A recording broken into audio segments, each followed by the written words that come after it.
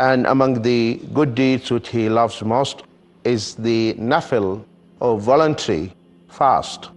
Prophet Muhammad ﷺ says in the hadith in Bukhari, the most beloved fasts to Allah are those of David. He used to fast one day and used to fast on alternate days. So one day yes, one day no. So you fast today, you break your fast the next day, and then you fast the day to follow. So this is the best fast of Dawood alayhi salam. Dawood alayhi salam. So if you want to fast like Dawood alayhi salam, this is the best. No one can fast better than Dawood alayhi salam. And subhanallah, the merit of fasting one day, the reward, Allah keeps your face distant from the fire for 70 years, a distance of 70 years. A distance that will be covered in 70 years, that's what will be giving to you for fasting one day. You will be far away from the hellfire for only one day. And fasting, which is leaving all the desires of the flesh and the eating and the drinking, etc., gives a chance for the soul. It's one of the means to purify the soul, fasting. That's why Muslims during Ramadan, they feel it, they experience the purity of their souls, they feel the lightness inside them because stomachs are empty, so there is a chance for the soul to shine. So fasting is one of the means that purifies the heart. Also, among the deeds, the witr prayer. Witr. The witr prayer is a prayer that you pray after Isha. After praying the fard and then the sunnah of Isha, you can pray the witr. The minimum is 1 rak'ah. 1 rak'ah minimum. You pray. At least 1 rak'ah. Imam Ahmad, he said, if one doesn't pray the witr, which is minimum 1 rak'ah, then there is no khair, there is no good in this person. 1 rak'ah you cannot pray. The witr is something beautiful. The Prophet ﷺ in Bukhari says, make your prayer, last prayer of the night, witr. In another hadith he says, Allah is witr. Allah is one. And he loves also the witr. He loves us to pray the witr. So don't miss the witr. At least 1 rak'ah after praying the sunnah of the Isha. And you leave it towards the end.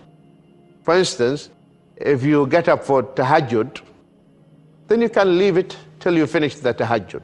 If you are sure and you, by the grace of Allah, that you'll get up. If you are afraid that you might not get up, then you can pray the witr first. Maybe you can pray 2 rak'ahs, 4 rak'ahs, then the witr, and go to sleep. If you get again, you can pray as many rak'ahs nafil, I say as many rak'ahs as you like. There is no limit. Listen to this, my dear brothers and sisters. There is no limit for the nafil prayers. No limit. You can pray as many rak'ahs as you like. Yes, Aisha said that the Prophet ﷺ never exceeded more than 11 rak'ahs, neither in Ramadan or outside Ramadan. This doesn't mean that you cannot exceed more than this. The ulama, they say, the action of the Prophet ﷺ and his saying, we have to follow his saying, not his actions.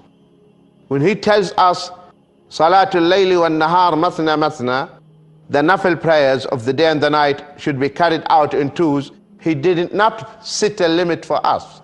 Yes, he prayed 11 rak'ahs. That doesn't mean more than 11 rak'ahs are not allowed.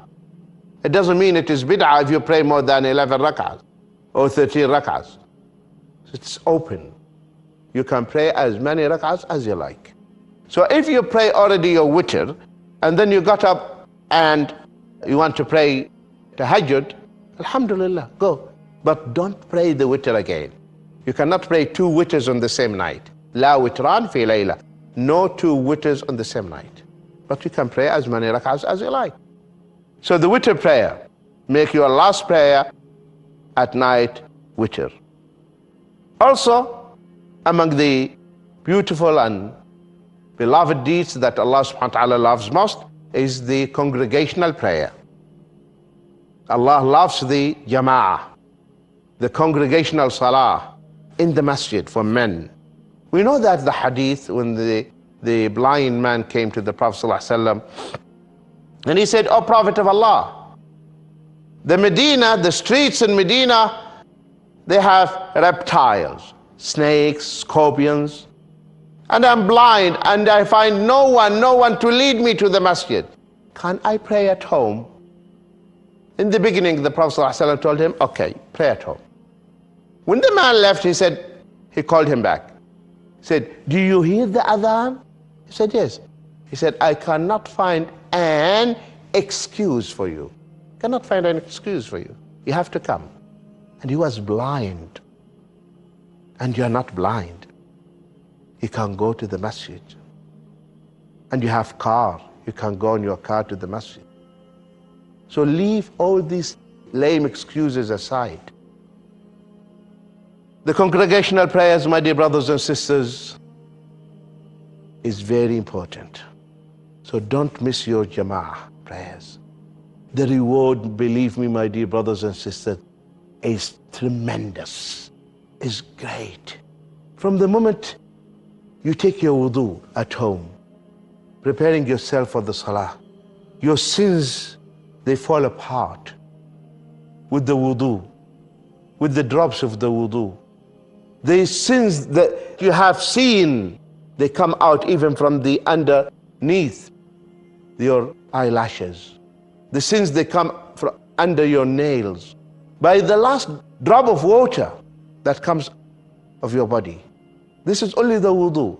And now you go out from your home, and it is the best thing that you walk. That means you pray in the masjid near to your house, so you can walk. Because if every step you move to the masjid, one sin is wiped away, and you will be elevated 1 degree. 1 degree. And the angels, they are praying for you. And then you enter the masjid. Another one whom Allah subhanahu wa ta'ala loves, whoever prays tahajjud. If you want Allah subhanahu wa ta'ala to love you, stand and pray before him. Get up, leave your bed. Because the righteous, the pious, as Allah said, كانوا قليلا من الليل ما يهجعون وبالأسحار هم يستغفرون. They could hardly sleep at night. And you'll find them at the time of ashar, before the dawn, praying to Allah, supplicating to Allah subhanahu wa ta'ala, begging Allah and crying to him. So get up and pray 2 rak'ahs. Allah subhanahu wa ta'ala will elevate you, elevate your status. Allah will praise you. Allah will mention you in the upper assembly. Imagine, Allah is asking, anyone wants forgiveness? Anyone wants anything from me? Anything. You want a job? Get up and ask at that time. You want a wife? Ask at that time. You want a husband? Get up and ask at that time. Allah will give it to you. So Allah loves those who get up. Allah commands His Prophet ﷺ in Surah Al-Muzammil, Surah 73, ayah number 2. قُمِ اللَّيْلَ إِلَّا قَلِيلًا. Stand to prayer by night, but not all night. My dear brothers and sisters, in the beginning of the da'wah, you know this? In the beginning of the da'wah, Qiyamul Layl was fard. Yes. Qiyamul Layl in the beginning of the da'wah was obligatory. You have to get up and pray. Why? Why it was fard, the Qiyamul Layl? Because the da'i needs to have the strength, the strong iman. Because there are hurdles, adversities, troubles in the way. So how can I overcome them if I have weak heart. If I have weak heart, I cannot face them. And the Sahaba, their iman was so firm. Nothing could shake the iman of the Sahaba, nothing. So you need to have iman which will help you to overcome all these obstacles in your way. We are not better than the prophets and messengers of Allah who faced a lot of troubles. So for that reason, Qiyam al-Layl was obligatory, was fard. May Allah increase our iman and yours, and may Allah subhanahu wa ta'ala accept our deeds and yours, and may Allah keep us steadfast on this beautiful deen. Ameen. Till I meet you in the coming episode, fi amanillah. Assalamu alaikum wa rahmatullahi wa barakatuh.